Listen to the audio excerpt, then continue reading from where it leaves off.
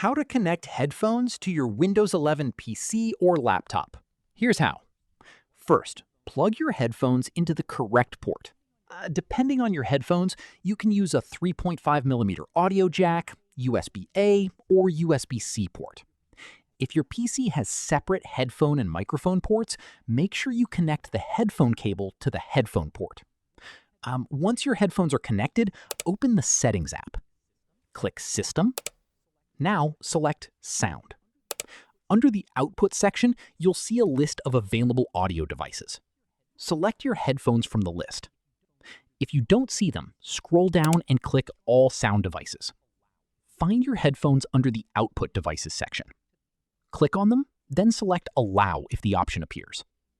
Now go back to the sound settings and choose your headphones as the output device. That's it. Your headphones are now connected and ready to go. You can also adjust the volume directly from the output section. If this tutorial helped you, hit the like button, subscribe for more quick and easy Windows tutorials, and I'll see you in the next one.